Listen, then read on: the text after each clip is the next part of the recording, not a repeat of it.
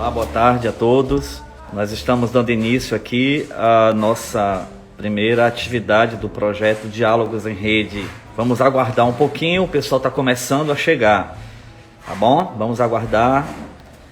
Todos estão aí chegando à nossa sala. Daqui a pouquinho nós vamos receber aqui a doutora Silvia Pompeia, de São Paulo, que vai nos falar sobre a importância do profissional de educação no contexto social, tá bom? Só mais um pouquinho para a gente dar início. Chegando aqui, doutora Silvia Pompeia, grande profissional da área de educação, para conversar conosco nesta tarde. Silvia Pompeia já está aqui conosco. Oi, Silvia, seja bem-vinda. Tudo bom? Tudo bem. Estou lhe ouvindo bem, sua imagem também está ótima. Você me ouve bem? Que bom. Te ouço perfeitamente. Ok, Silvia. A gente vai esperar mais um pouquinho. Falta 1 minuto para começar, enquanto o pessoal está juntando aí, está chegando. E a gente já vai iniciar, tá bem? Tá ótimo. Agradeço muito o convite e vamos aguardar aqui. Ok. Na live de hoje... Oi? Eu estou estreando nesse tipo de live. Eu ia comentar isso para toda.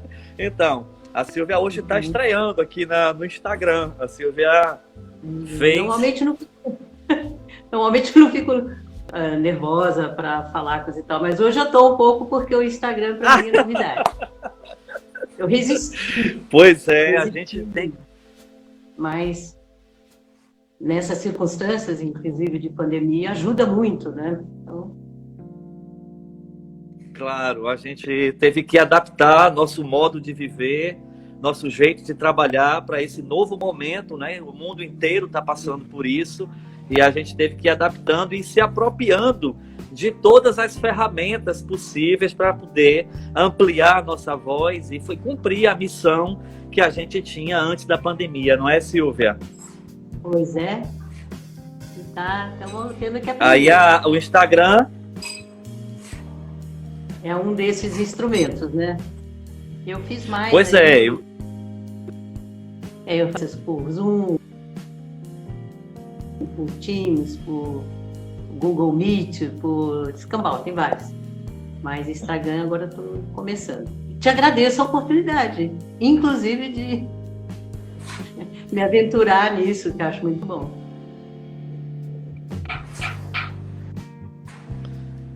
Para a gente é uma honra muito grande, Silvia, de receber você aqui hoje. Você que já foi nossa parceira em outros projetos na cidade de Boca da Mata, onde nós exercemos a missão de Ministério Público naquela cidade. A Silvia tem uma história muito bonita com o Ministério Público de Alagoas. E eu até me emociono quando falo, porque a gente...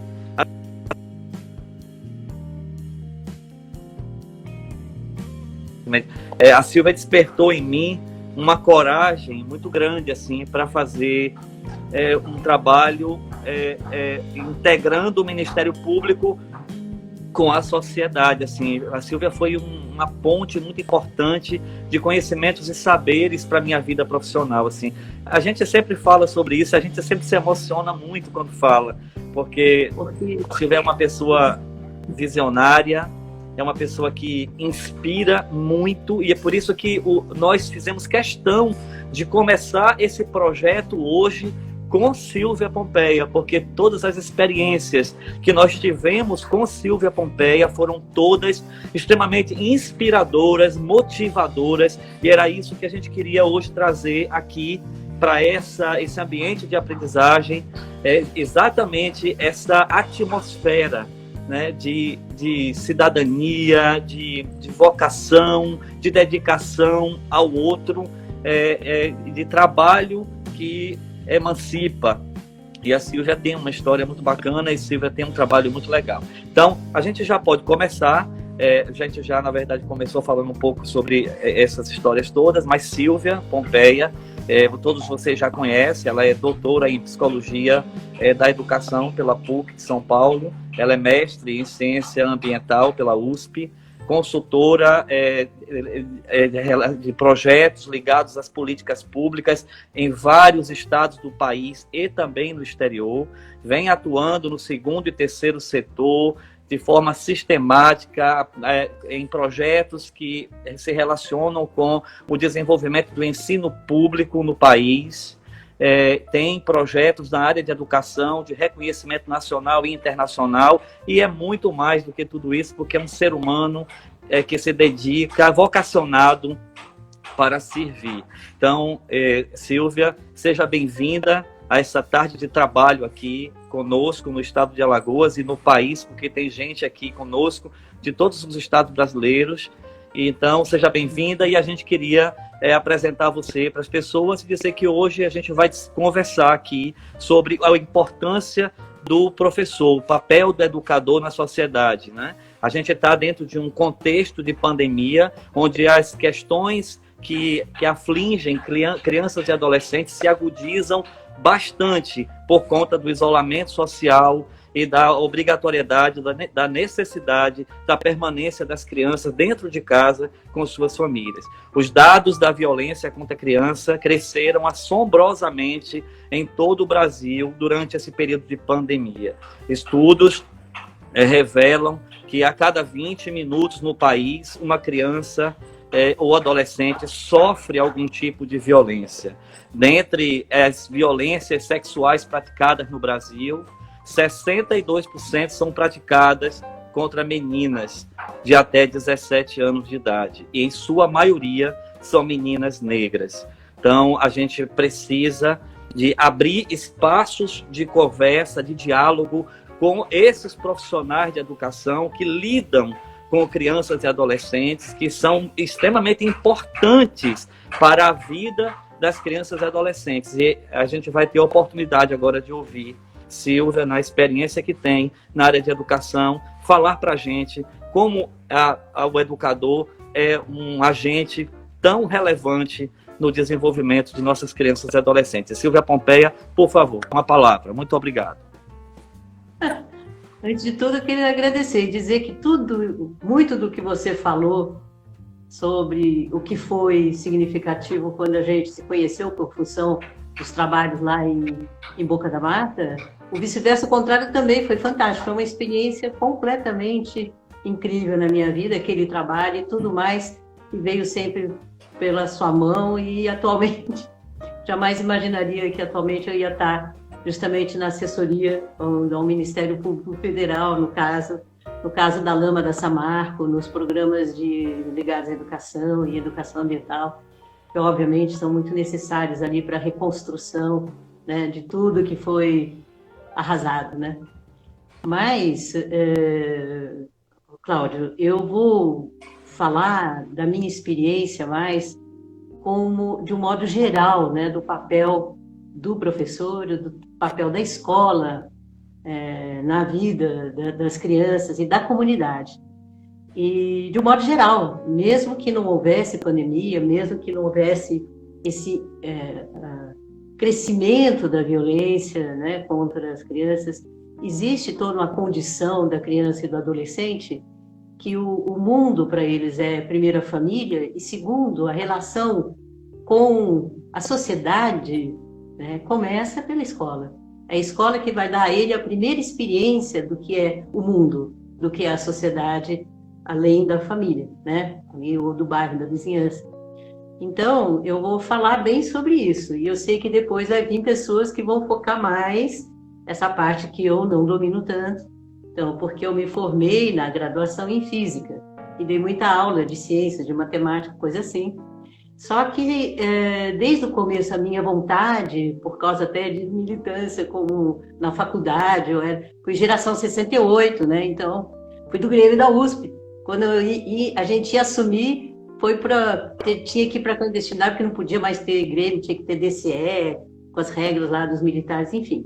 Então, uma coisa complicada. Então, eu sempre quis muito trabalhar de uma maneira com protagonismo dos estudantes, porque eu fui uma estudante protagonista, e eu achei isso maravilhoso e aprendi demais com isso. Então, eu queria falar sobre o que é, como é que é essa coisa do ensino transformador, né? E como é que pode ser.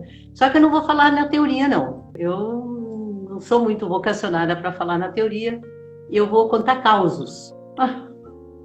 Eu vou falar 3 características que eu acho que são marcantes para o ensino, para ele ser transformador, para ele ser efetivo, para ele estar realmente focado no estudante, né?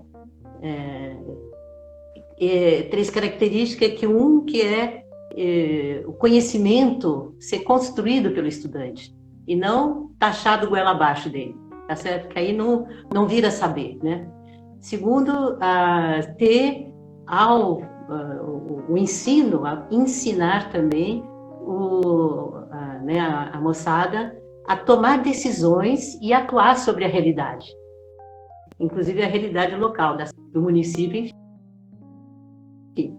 E terceiro, exercitar os valores morais, porque o gosto de fazer a coisa certa, isso é muito, muito precioso na vida de uma pessoa e na vida da sociedade. A gente tem ilusões, né? O mundo está cheio de ilusões, de que se eu tiver um carro, um iate, ou não sei o que mais, eu vou ser feliz. E as pessoas que eu conheci que tinham muita coisa disso daí, para mim, no meu conhecimento pessoal, não eram pessoas muito felizes. Eu conheci pessoas muito, muito mais felizes que não tinham nada disso, tá certo? Então, eu sei que o exercício de valores, ele é muito importante. Então, eu vou falar dessas 3 coisas, mas por meio de casos, né? Todos esses casos não são inventados, não. Ou aconteceram comigo, ou aconteceram com alguma pessoa muito próxima. Então, a primeira coisa que eu vou falar, é importante que a escola, que o ensino, que a educação seja uma experiência dos meninos de construir e reconstruir os saberes, né? A palavra saber vem de sabor, né?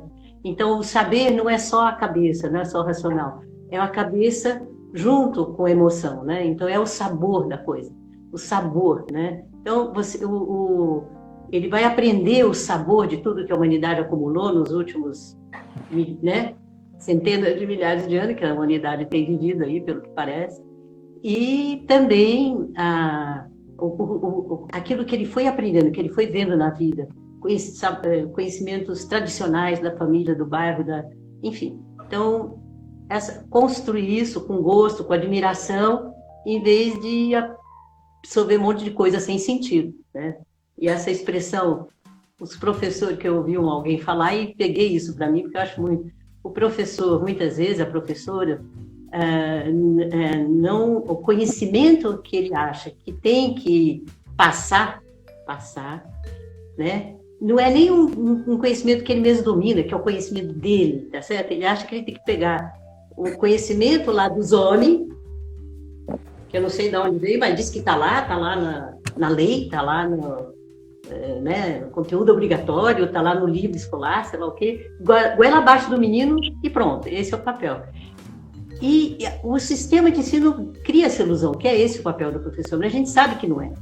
E quase todos os professores que eu conheço sabem que não é, mas tem essa angústia entre aquilo que está exercido por aí, autoritariamente, e aquilo que ele sente que é relevante, né? Então, essa forma autoritária, ela tem, inclusive, uma característica que o irmão meu uma vez me chamou a atenção. É engraçado, porque o conhecimento humano, a gente vai atrás desde o começo, né? Você tem um problema, você tem uma questão, você tem uma dúvida, e você vai atrás de resolver aquilo. Aí você cria um conhecimento, cria uma informação relevante, e você pode passar aquilo adiante para outros que já vêm ali e já sabem. Então, você tem uma pergunta, uma dúvida, e aí vem um conhecimento. Mas na escola autoritária, não é assim. Vai lá o professor, o livro, dá um monte de informação, conhecimento para os meninos, e depois chega na prova aí que vai fazer a pergunta. Então, é de trás para diante. Então, esse ensino que começa a falar tudo, e sem porquê, sem ligar com nada, né? Eu também me lembro de uma certa altura, estudando matemática, eu via aquelas letrinhas, aqueles números, tudo correndo no quadro, e o que é aquilo, tá certo? Então, não é assim, né? Então, essa ideia de você superar isso daí, eu vou depois dizer na segunda e na terceira etapa muitas maneiras boas de superar, e é relevante. Eu me lembro quando eu entrei no ensino médio, na época chamava científico, né? Que eu gostava das ciências, e eu não gostava de biologia. Por quê?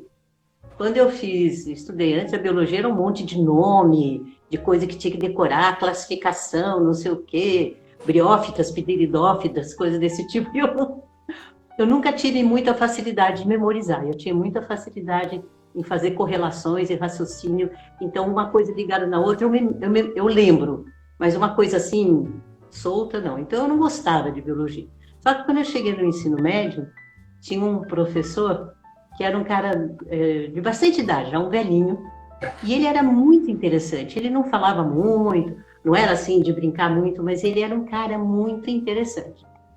E lá pela segunda ou terceira semana de aula, ele falou, bom, hoje eu vou ensinar vocês a usar o microscópio. Na escola tinha uns 3 ou 4 microscópios, e para mim aquilo era um negócio assim, esquisito, né? Aquela maquininha assim, coisa e tal, enfim, vamos ver. Aí ele falou, então vamos lá comigo. O microscópio, vamos lá comigo. Saímos no jardim da escola, na véspera tinha chovido bastante, então tinha várias poças d'água. Aí ele foi com uma cubinha assim, né, um potinho, e um conta-gotas. Né?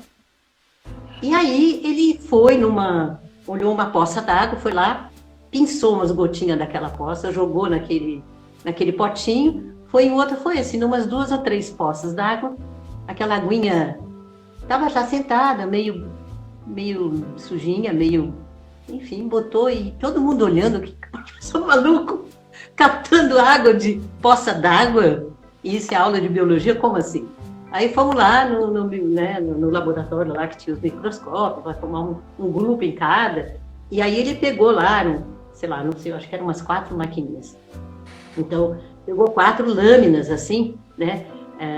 Aquela lamininha assim, retangular, fininha de vidro, pegou as 4, botou ali, pingou uma gotinha daquela coisa esquisita que ele estava naquele potinho, daquela água sujinha, uma gota em cada uma daquelas, depois picou 4 laminazinhas, quadradinhas, bem fininhas, e achatou aquelas gotas, né? Achatou de modo tão achatado, tão apertado, que a gente falou, não ficou nada entre a lâmina fininha e a de baixo, nada. Aí fomos lá, né, para observar como se faz nesses lugares onde faz exame, né, de sangue, coisa e tal. Então vai lá, e aí ele ajustou e a gente foi olhar.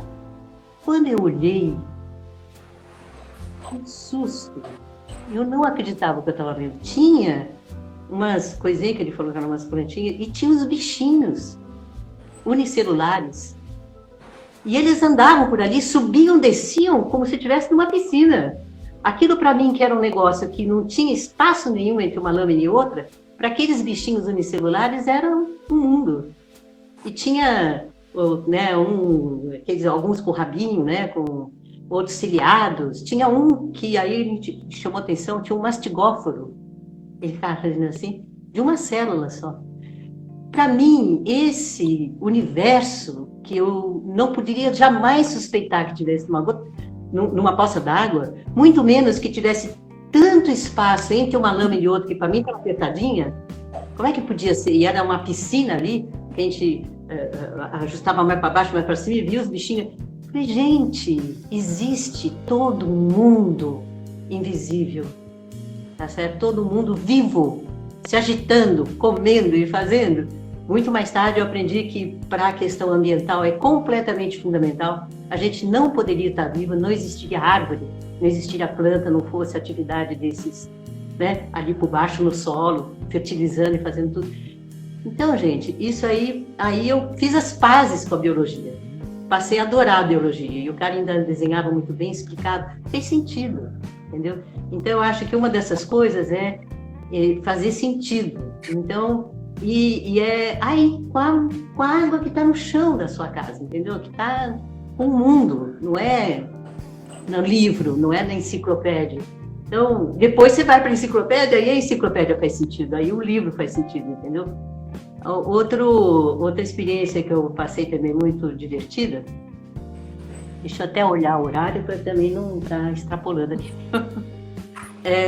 Foi quando eu estava já dando aula no ensino, no caso, no ensino fundamental 1, e a gente ia trabalhar horizontal e vertical.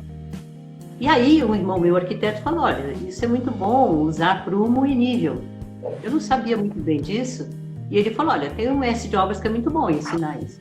Eu chamei o mestre de obras para dar aula de horizontal e vertical para a minha turma. Foi um maior sucesso. Foi um maior sucesso. Eu entendi melhor, né? Porque o nível mostra bem se a coisa está horizontal ou não, e o prumo mostra bem se está vertical ou não. E faz todo sentido. E ele ainda falou assim, olha, se você vai construir um prédio, tá? Vamos dizer que tenha 10 andares. Se você não põe no prumo, desvia um pouquinho aqui embaixo, quando chegar lá em cima tem 10 metros de diferença e aquele prédio pode cair. Então, a horizontal e o vertical não é só uma teoria. Ele foi dominado, principalmente na época lá do Egito, né? no Nilo. Você imagina fazer as pirâmides. Era tudo isso muito calculado, esses ângulos todos. Enfim, e quem tem esse conhecimento prático e pode ensinar, e a gente deveria convidar muito mais os pais dos alunos, as pessoas da comunidade para ensinar coisas desse tipo, são as pessoas que usam isso no dia a dia. Fez um sentido enorme, todo mundo depois queria usar para um nível, etc. E eu sei de meninas que depois, quando cresceram, foram tomar conta de casa, elas ajudavam, né? Muita gente ajuda a construir, né? Faz um puxadinho aqui, outro ali, e elas, então, esses conhecimentos ajudaram, né? Então,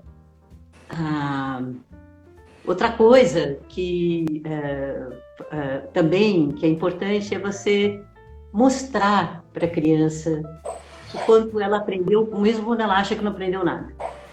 Eu me lembro, tenho uma irmã que trabalhou muito com crianças assim, que inclusive estavam numa situação de vulnerabilidade, e algumas delas tinham muito baixa estima e achavam que não sabiam, que não faziam, não conheciam. Então, volta e meia, tinha algumas que achavam que não sabia ler. Dominavam uma ou outra letra, coisa e tal, mas não sabia ler. E ela aprendeu a fazer um truque muito divertido e para convencer essas crianças que elas podiam sim ler. Eu me lembro, ela começava assim, a primeira que ela fez, depois ela fez com outra. Ela perguntou para a criança, ela, não, eu não sei ler, não sei escrever, não sei nada, fazer tal. Ela começou, você conhece as letras? Aí a criança pelo menos conhecia as vogais, A, E, I, O, U, tá certo? Nas maiúsculas, A, E, I, O, U. Então ela pegou uma foto, um desenho, sei lá, tem uma ilustração de arara, e pegou uma outra de urubu. Aí perguntou para a criança, isso aqui o que é? É arara? Isso aqui o que é? Isso é urubu. Muito bem. Você conhece as letras? Conhece. Como é que é a letra A? Aí a criança escreveu lá. Aí ela pegou a palavra arara, que tem 3 As, né? E depois urubu, que tem 3 Us, e escreveu, pôs uma numa parede e outra na outra.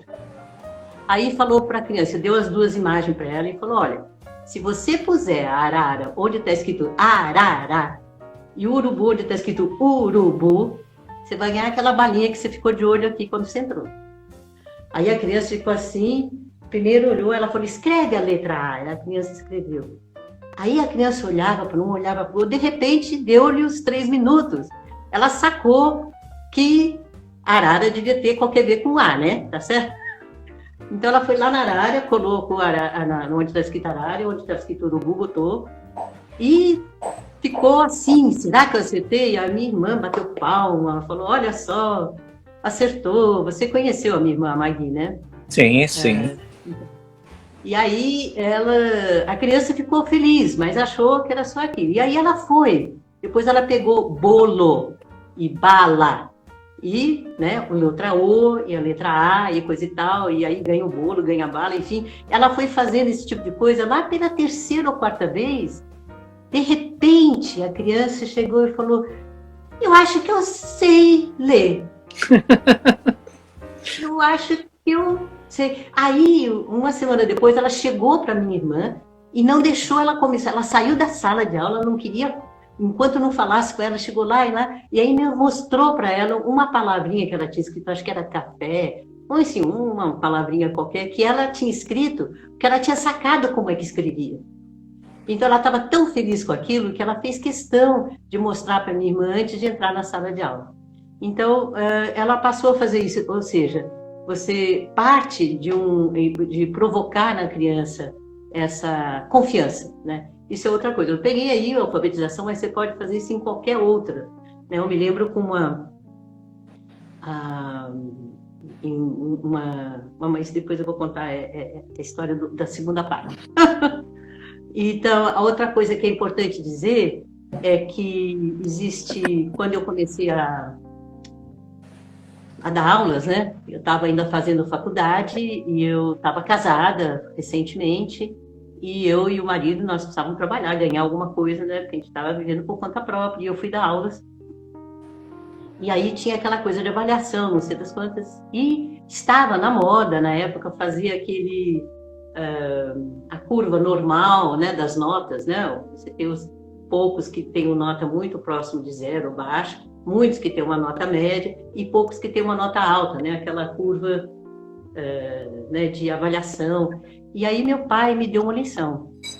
Ele chegou e falou: olha, Silvia, essas curvas vieram de quem pôde gastar muito dinheiro com esse negócio de avaliação, que são quem faz seleção para as empresas. Quando você vai fazer uma seleção, você tem gente que tem muito conhecimento médio ou pouco, seja lá do que for, de, sei lá, de cálculo de lucro, sei lá o quê, por exemplo, entendeu? E não é que todo mundo precisa, ou que é obrigatório, mas se você quer contratar alguém bom nisso, você faz uma avaliação, depois você tem 400 pessoas, você quer escolher 7, 5, então você faz lá, vê as notas e vai escolher aqueles que tiveram. Não é os que não sabem nada, também não é o que sabe o médio, é aqueles pouquinhos que sabem o mais. Então, é aquele lá. Então, essa coisa de distribuição normal é para seleção. Quando eu vou ensinar, não é a curva certa, não é uma curva normal, é uma reta. Eu olhei para ele e falei: como assim? Ele falou: olha, meu pai ele era professor no ITA, ele foi um dos criadores do Instituto Técnico da Aeronáutica, e ele era professor lá, uma baita responsabilidade. Então ele falou: eu não posso ensinar os meus estudantes e ter uma distribuição, um que sabe mais, outro que sabe menos. Não, todos têm que dominar esse assunto, seja porque ele vai ser um oficial da aeronáutica, ou seja porque ele vai ser um engenheiro, que vai construir aviões, que vai fazer coisa e tal. Então, todos têm que dominar aquilo no nível que é considerado o correto. Todos. Então, quando é que uma pessoa que não aprende? Duas causas. Uma, ela não tem os pré-requisitos. Então, ela precisava ter conhecido isso ou aquilo. Então, se você fazer uma equação de segundo grau, você tem que ter dominado a equação de primeiro grau primeiro, porque senão você não consegue, tá certo? Saber, enfim, tem um monte de coisa. Então, você tem que ter os pré-requisitos. Então, a primeira coisa quando eu pego uma turma nova é ver o domínio dos pré-requisitos. E para quem não tem, é a primeira coisa a fazer, nivelar todo mundo os pré-requisitos. A partir daí, se um estudante não aprende, eu é que estou errado. Eu é que não soube ensinar. Porque se eles têm um pré-requisito, têm vontade, né? E não está aprendendo, tem alguma coisa errada na minha forma de ensinar. O meu objetivo é todo mundo estar lá no máximo desejável nesse caso. Claro que tem alguns que são excepcionais, ótimo, posso até dar um desafio maior para eles, porque eles estão lá, né? Mas o correto não é uma curva normal, o correto é uma reta. E é isso, eu tenho que saber qual é o pré-requisito, se houve domínio ou não. E segundo, quando tem estudantes que não estão indo bem, eu é que tenho que mudar. Eu é que tenho que descobrir o que está acontecendo para poder levar eles naquele ponto. E isso, olha, foi uma lição fantástica, e todo mundo que eu conheço e que usa isso resolve muito, muito, muito, né? Então, agora tem... Ô, Silvia, eu me lembro muito que no processo educativo que a gente trabalhou em Boca da Mata, que você estava junto, você falava muito assim, que o processo educativo, ele precisa acontecer a partir do despertar de um querer. E que assim, Isso. o educador ele tem um papel fundamental para poder perceber onde ele pode agir para acender aquela chama no coração daquela criança, não é? Acho que tem a ver com isso também, não é? Exatamente, é o segundo assunto. Foi perfeitamente. Até parece que eu mandei. Vou avisar vocês, não mandei nada para o. Não sabia. Não sabia nada do que eu ia falar. Então, mas é exatamente isso, que é o segundo item que eu chamo, que é desenvolver a capacidade de decidir e agir, que começa justamente por ele se engajar na realidade do menino, na realidade local. Então, aquela ideia de se começar pela pergunta, é isso. Eu vou ensinar, sei lá, biologia, eu vou ensinar, sei lá, escrever, né, português ou coisa e tal. Então, e aí eu me lembro de um caso que a gente estava com um projeto que ia estudar água, e aí a gente foi, os meninos quiseram mapear um pouco de onde vinha a água deles. Não era aquele primeiro caso, era um outro, mas eles foram atrás das nascentes, né? E aí tinha um garoto que era um desses estudantes meio problema, que nunca escrevia nem nada, ele tinha muita dificuldade de escrever, nunca escrevia nada, e não era muito respeitado pelos outros. Mas ele era ótimo de andar no mato. E ele foi que conduziu todo mundo, que ele conhecia muito bem onde é que tinha o riozinho, onde é que tinha o riacho, onde é que tinha isso e aquilo. E ele que ajudou todo mundo a descobrir onde eram as 2 ou 3 nascentes daquele riozinho que passava ali perto da escola. E aí o pessoal ficou, e ele é que liderou. Depois disso, ele escreveu algumas coisas muito bem. E aí a professora...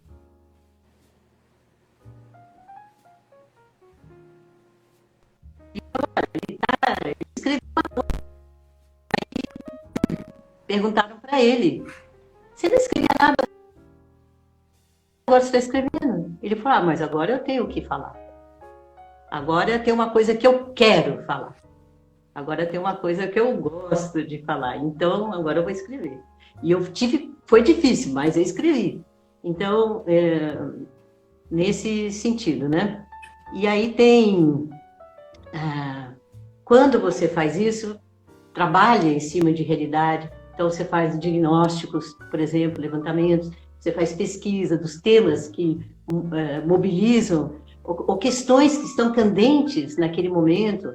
Pode ser até, sei lá, nos Jogos Olímpicos, eles querem saber o que é olímpico, de onde que veio isso. Então, ou pode ser uma realidade ali que está acontecendo no bairro, na família de um deles, ou na escola, quebrar a janela da escola, no dia seguinte chegar, a janela estava quebrada, o que é isso? Enfim, você pode ter isso, a partir daí você pode trabalhar muitas disciplinas, né, pegando aquilo lá. Então,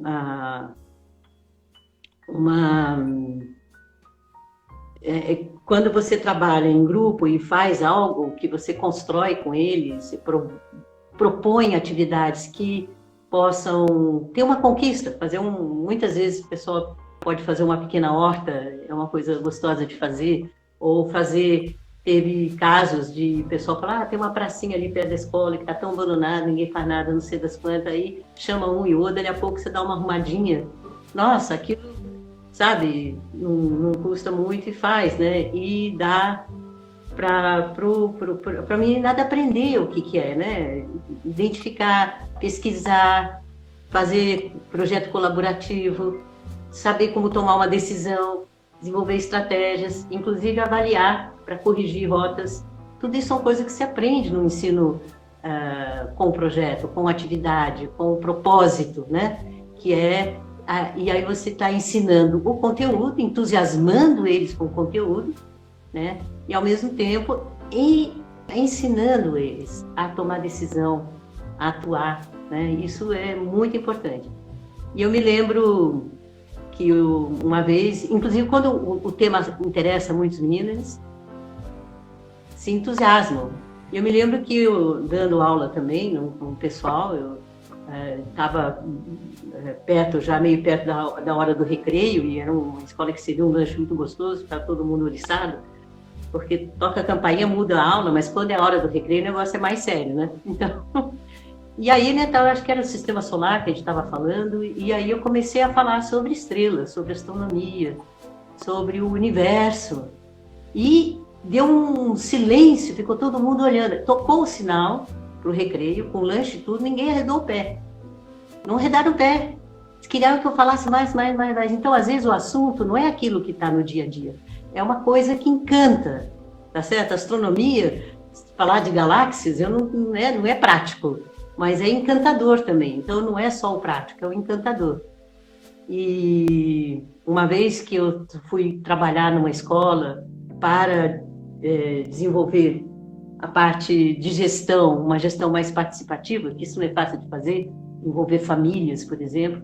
Então, ter todo um conhecimento, mas é gostoso quando você consegue, quando você, né, tem essa boa relação, quando você acolhe as famílias, faz uma reunião com a família que é realmente para valer, aí a família também te acolhe, em 90% dos casos, né? Pode ter uma outra bobagem, mas geralmente é isso. E aí a gente foi meio que lidar com isso. Eu tinha um rapaz que se chama Kleber, e era um pouco mais jovem que eu, e ele estava ainda se formando, ele era da área de artes, professor de artes, ele trabalhava com a Marina, uma diretora muito bacana, e ele então me ajudou a fazer esse trabalho, e ele era um cara muito bom, e ele lidava muito bem com os professores, com a comunidade e com os meninos, inclusive um jeito com o adolescente fantástico. E aí, só que a gente era num bairro muito afastado, Ermelino Matarazzo. Então a gente andava uma hora e meia de carro até depois voltar, eu dava carona para ele, a gente passava pela Marginal, essa coisa toda, e a gente conversava. Lá pela segunda ou terceira vez que a gente estava assim, deu assim, um silêncio, e de repente ele começou a declamar uma poesia. Uma poesia forte, rimada, rítmica, bonita, incrível. E eu falei, putz, será que isso é o que, né, um Vinícius de Moraes, ou será que é só um Castro Alves, porque era muito rimado?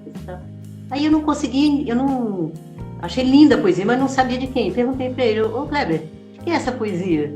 Que linda, que coisa fantástica. E ele aí ficou assim, é minha. Eu falei, Uau. O quê? É sua? Que coisa linda. Aí ele falou, e eu declamo ela com os meninos cantando um pouco, era um rap. E ele foi desenvolvendo, ele era um rapper, ele foi desenvolvendo essa capacidade, depois fiquei anos sem ver. Aí, mais uns 2 a 3 anos atrás, de repente eu vou ver, ele é um cara que agora é muito conhecido como Criolo. Ouviu falar nesse músico, Criolo? Sim. Muitos dos professores era o Kleber. Que interessante. Então, são coisas assim que acontecem, né? Mas eu fiquei tão entusiasmada. Ele foi Silvia, uma pessoa postou aqui agora um comentário falando sobre que ser educador é uma arte, né?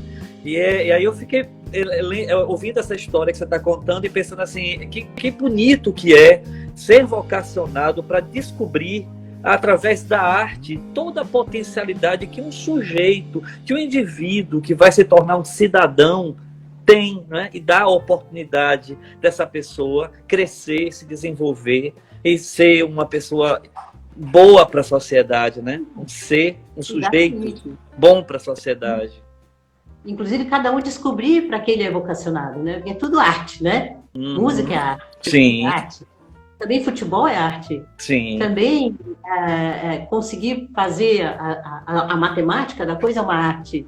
Conseguir expressar, falar, né, na hora que tem que apresentar o trabalho, sempre tem um que é o melhor para falar, é uma arte. Escrever o trabalho, tem uma parte que é escrita, é uma arte. Apresentar na forma de vídeo, de foto, fazer um PowerPoint, tudo é uma arte, tá certo? E cada um tem a sua vocação, né? Tem os seus dons, as suas características que favorece mais isso ou aquilo. Então, é outra função que é super importante a escola, na faixa etária das crianças e pré-adolescentes e adolescentes. É muito importante ele poder descobrir, desfrutar e desenvolver e apostar naquilo que ele é bom. E aí ele contribui para o grupo naquilo que ele é bom. E aí ele pode ficar muito aliviado de não ter que fazer aquilo que o outro faz bem. Então, o cara que é ótimo de desenhar e não gosta nada de fazer a ponta, ele desenha, todo mundo gosta, e ele dá o espaço para o outro que é bom na ponta. Esse que é bom na ponta, faz aquilo, mas ele não é bom de falar. E vem o outro que é bom de falar e que não é bom de desenhar, entendeu? Então, cada um, na sua, quando você tem esses trabalhos e que tem uma atuação, uma ação, uma participação dos estudantes, cada um consegue, pouco a pouco, ter clareza sobre as qualidades, as características que, se ele desenvolver bem e usar para o bem, vai ser qualidade. Ou se ele usar para o mal, vai ser defeito. É verdade. Mas ele não só ele vai saber o que ele pode, como ele vai ficar muito feliz de não precisar fazer uma coisa por qual ele não tem tanto jeito, porque tem um outro que tem jeito para aquilo, então aquilo é o outro que vai fazer. Então ele vive em paz, em sociedade, se valorizando, em primeiro lugar, e valorizando o que os outros são capazes de fazer, que vai fechar, né, um conjunto de habilidades que a gente precisa, que cada um faça a sua parte. Então, e a terceira parte que eu queria dizer é exatamente isso, é trabalhar com confiança e sabendo desenvolver, atuar com os valores, que eu chamo de valores morais, que são aquilo que você sabe que é o certo e sabe que é o errado, tá certo? E as crianças, os jovens, os adolescentes terem ocasião de experimentar e ter clareza sobre como é bom quando você faz a coisa certa. Porque quando você vive isso, você não tem dúvida. E quando você faz uma coisa que você sabe que não é muito certa, mesmo que te dê vantagens, tá? Aquilo te cobra um preço lá dentro de você. Então, isso não se ensina falando, se ensina dando exemplo, exercitando e permitindo que os alunos falem sobre isso, deem feedback, discutam isso, porque isso é importantíssimo.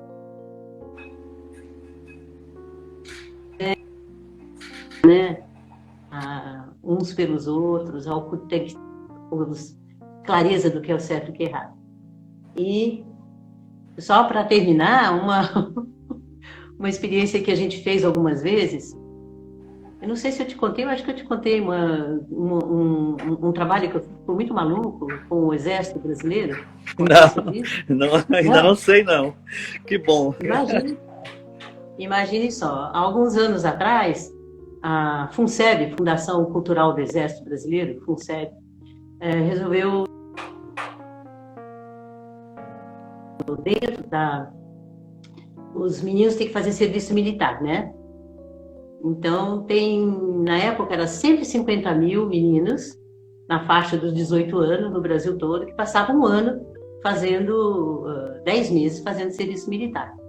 E eles queriam ter nesse conhecimento um módulo, pelo menos um pouco, de educação ambiental, porque, inclusive, uma das coisas que o Exército tem muita presença é em lugares onde é importante a preservação. Inclusive, no Rio de Janeiro, o Forte Copacabana e outro lá que tem, na Urca, é uma região das mais bem conservadas no Rio, justamente porque é propriedade do Exército. Ninguém ousa invadir nem fazer bobagem, entendeu?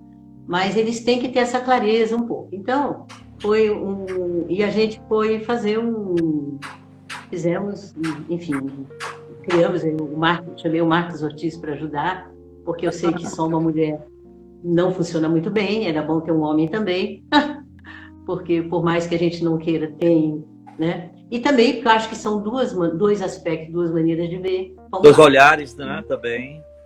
Hein? Dois olhares, né? Dois olhares, exatamente. Dois olhares, duas formas de ver e duas formas de ser visto também. Então, vamos lá, a gente fez um trabalho muito interessante, um dia eu conto os detalhes. E era esquisito para mim, né? Imagina, geração 68, está trabalhando direto, mas o general que fez isso era um cara fantástico, maravilhoso, e ele era muito respeitado, muito respeitado. Você via no olho de quem se aproximava dele que o respeito que tinha ele não era só disciplina hierárquica, não. Era valor mesmo, tá certo? Então, eu gostei muito de trabalhar com ele. E aí, a gente tinha um exercíciozinho que a gente criou, inventou. Foi forte demais, eu não tinha ideia que seria forte, assim. E a gente fez isso quando a gente estava treinando lá eles, né? Porque a gente teve que treinar os majores e coronéis, porque eles é que formavam os tenentes, que é quem ensina os 150 mil lá. Então, a gente fez e era muito, muito incrível, que eu até aconselho, se alguém quiser fazer, é um exercíciozinho simples. Funciona para 10, 15, até 20 pessoas, mais do que isso já é um pouco difícil. Você põe as pessoas em roda e fala assim, 3 minutos para pensar numa pessoa que foi muito importante na sua vida, uma pessoa que você admira muito, porque foi muito importante na sua vida. A pessoa que você mais, se você pensar assim, a pessoa que mais você admira, que pelo que ela é e pela importância. Se quiserem brincar de fazer isso também, pode fazer, que é gostoso. Aí, depois, dá uma circulada e cada pessoa falava, né? Quem era? Tinha muitos casos, era o pai, alguns casos era um educador, um professor, alguns casos era um avô, uma avó, muitos casos era a mãe, a avó, e às vezes era alguém lá do exército mesmo, alguém da hierarquia, enfim. E aí a pessoa falava o nome e dizia o que é. E daí a gente começava a escrever as características dessa pessoa. Então tinha características engraçadas, tipo assim, alto, baixo, bonito, feio, velho, moço, gordo, magro, tem carro, tem iate, tem esqui, tem fortuna, tem casa própria, sabe essas coisas todas? Uhum. E as pessoas riam que você está rindo. Por que está rindo, né? Na nossa sociedade seria dito que é uma pessoa importante. Muitos rótulos. Ninguém tinha nada disso. Aí você ia nas outras características que faziam dessas pessoas realmente pessoas importantes. E aí você via valores. E você pedia que primeiro eles escrevessem antes de falar cada um, porque senão você tinha a impressão que eles iam estar repetindo o outro. Não estava repetindo, não. É porque é isso mesmo que são as coisas que importam. Entendeu? São valores. Aquilo que gera confiança, aquilo que gera admiração, aquilo que gera a real disciplina no sentido de você reconhecer a autoridade e não ter uma autoridade que se impõe na base da violência, tá certo? Então, a autoridade é bom, sim, quando ela é reconhecida, e ela é reconhecida pelo valor que ela tem. E isso seria uma coisa muito bacana de ter nas escolas, essa possibilidade de desenvolver o respeito, a disciplina, entre aspas, que é gerada pelo respeito um ao outro e pelo educador. Então, e para finalizar, eu diria que tem 2 fantasias a respeito da educação que correm por aí e que fazem tomar decisões muito erradas. Ainda tem um tempinho? Tem sim, Silvia. Fique à vontade. Ainda falta 15 minutos, mas é que eu queria responder também perguntas. Mas eu acho só dizer essas 2. A primeira, a primeira fantasia. Escola privada é melhor, em geral, do que escola pública. Não. Isso não é verdade. Foi feito estudo, inclusive, por sindicatos de escolas privadas, há alguns anos atrás, eu fiquei acompanhando, e isso, aliás, até não é muito para... Não vou nem te dizer que sindicato nem como é que foi, porque isso foi uma coisa mais ou menos reservada, mas eles levantaram, numa grande região do Brasil, as escolas públicas e as escolas privadas, as escolas particulares, a qualidade. E eles identificaram que 80% das escolas particulares são ou piores, ou no máximo iguais às escolas públicas. Só 20% das escolas particulares são melhores, são aquelas que investem muito no professor. E não é nem tanto investe muito na infraestrutura. Claro que investe também, coisa e tal, mas investe muito no professor, paga bem, exige, dá condições e tem infraestrutura bacana e coisa e tal. Então, essa ideia, e a pessoa que falou assim, a gente fica pensando, tem tanta família que faz um esforço enorme para botar o filho numa escola privada, particular, privada, porque acha que é melhor e não necessariamente, aliás, muito provavelmente não é. Porque isso veio com uma resposta de uma pergunta que eu fiz para essa pessoa, que conhecia muito esse assunto, e eu perguntei, falei, olha, engraçado que eu dou aula na pós-graduação de educação ambiental, e volta e meia, os professores que eu estou dando aula, eles falam assim para mim, ô Silvia, engraçado, porque na escola particular que eu dou aula, ela é inclusive pior do que a escola pública que eu dou aula. E por que isso, por que aquilo, coisa e tal, não sei das quantas. Então, eu, depois de ouvir de um, de outro, ali em Santos eu ouvia isso, aqui na Faculdade de Saúde Pública de São Paulo, que a gente deu um curso de educação ambiental, eu ouvia isso. Quantos professores que diziam isso? Eu falei, bom, será que o professor que vai fazer educação ambiental, ele é cri-cri e acha assim? Então eu perguntei isso para essa pessoa e essa pessoa falou, não, é isso mesmo. Por quê? O livro didático é o mesmo. O professor é o mesmo, porque é a mesma, né? Quem é contratado na rede privada também é o que dá aula na rede pública. Não é muito diferente. A formação, a faculdade de pedagogia que eles fizeram é mais ou menos a mesma. A licenciatura que fizeram, mais ou menos a mesma. O livro didático é mais ou menos o mesmo. A regra, a lei de o que tem que ensinar. Então, só que a escola privada ela tem que dar um jeitinho, às vezes, ali de passar um pouco a mão na cabeça do menino, porque não pode perder o cliente. Então, às vezes, baixa um pouquinho a expectativa, ou também tem escola privada que paga até pior do que o Estado, ou do que a prefeitura. Então, é isso. Estava pensando então, aqui nisso, Silvia, com relação assim, à perspectiva de formação da cidadania também, não é? Eu acho que o ambiente público favorece muito mais a construção desses valores e o sentimento de pertencimento que vai ser muito valioso para a formação daquele sujeito dentro da sociedade, não é? Com certeza, com certeza. E a outra coisa que vem junto com isso é o seguinte, a ilusão de que você vai resolver a educação botando melhor livro, mais equipamento, mais sala, mais isso, mais aquilo, não é.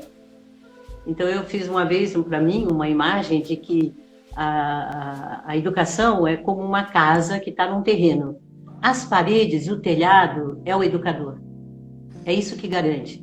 Aí, se você vai pintar a fachada de uma cor bonita ou não, aí se discute, vai pintar de vermelho, de amarelo, de azul, de roxo, de branco, de cor de tijolo, aí vamos botar flores no jardim, vamos, é bom. Aí fica discutindo, bota rosa, bota cravo, bota horta, sei lá o que, entendeu? Então o pessoal, boa parte das discussões sobre o que melhorar na educação vão, para mim, nessa coisa de pintar a parede ou botar coisa no jardim. É bom parede? É bom. É bom, jardim bonito é bom, mas é o essencial? Não. Se a parede não está firme, segure bem, se o telhado está esburacado, não adianta você colorir e coisa e tal, entendeu? Então, o que precisa é da força, ajudar na formação dos educadores, favorecê-los para eles se formarem cada vez mais, serem muito instrumentalizados, porque a escola é o educador. É o educador. Então eu falo assim, se você pensar no melhor educador que você teve na vida, pensa aí, coisa e tal. Imagina esse cara sentado com um grupo de 20 crianças ou jovens na praia, debaixo de uma árvore, com um graveto na mão. Ele é capaz de dar uma boa aula? Ó, todo mundo fala assim, é capaz de dar uma ótima aula. Então, né? Agora você pega um professor, você teve um professor bem ruim, pensa naquele que... Agora imagina que você bota lá no Santa Cruz, no Bandeirantes, sei lá, uma dessas escolas famosas que tem toda a infra, tudo mais, ele vai dar uma boa aula? Não, vai ser um horror, tá certo? Então, pelo amor de Deus, força para o professor, apoio ao professor, formação continuada, sabe? Protagonismo, escuta o professor, ele sabe.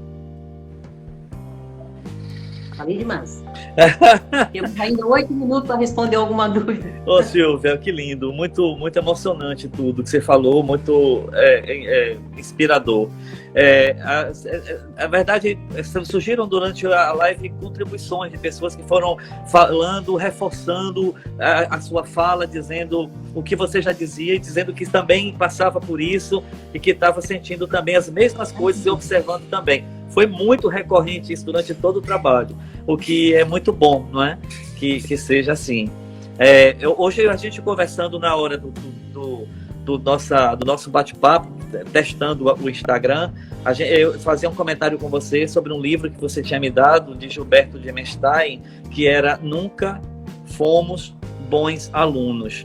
E aí a gente estava refletindo sobre como a escola pode ser uma bússola na vida de um cidadão, não é? Como ela pode encorajar o cidadão, criar um contexto de oportunidades para que aquele sujeito se torne um cidadão e que ajude a sociedade a ser melhor, como também ela pode, de outro jeito, inibir, limitar e esconder todas as vocações, os desejos, os quereres dessa pessoa e evitar que aquela pessoa se transforme num cidadão com capacidade de transformar a realidade onde ele vive. Então, assim, o papel da escola é fundamental. O papel do professor, do educador, como você bem disse, é excepcionalmente importante dentro desse modelo de sociedade que a gente quer construir para esse mundo em que a gente está vivendo, não é?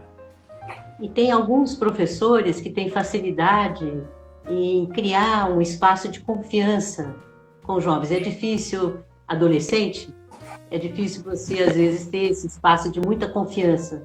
É aquele professor que, às vezes, os alunos têm coragem de perguntar coisas para ele ou de confessar problemas, questões, dúvidas, né?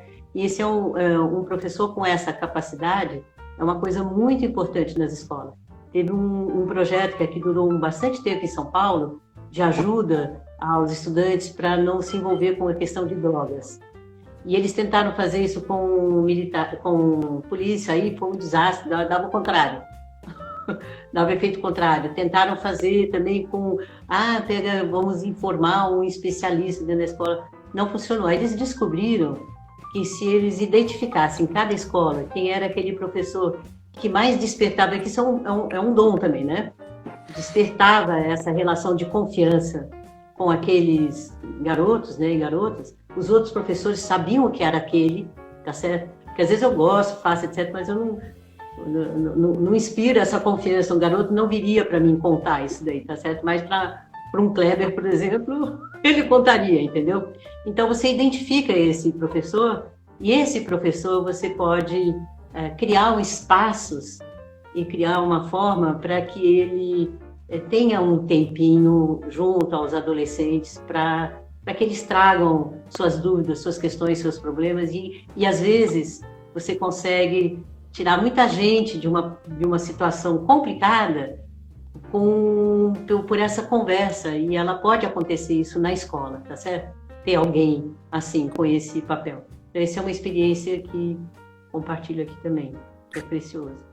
Muito bom, Silvia Pompeia. Muito, muito obrigado por esse momento riquíssimo de aprendizagem, de troca de saberes, esse momento emocionante que despertou dentro da gente um sentimento tão bom e, com certeza, para todos que estão aqui conosco, uma vontade de fazer e acontecer dentro desse ambiente educacional que cada um das pessoas que estão aqui atuam. Muito obrigado, Silvia. A gente tem 2 minutinhos para você fazer os seus agradecimentos finais e eu vou dar umas dicas também do nosso próximo encontro. Olha, essa foi a maior live que eu já vi na minha vida. Foram 1.700 pessoas dentro desse auditório ouvindo você e se inspirando com tudo que você trouxe para a gente nessa tarde de quinta-feira. Beleza, só você mesmo para criar uma oportunidade dessa para mim.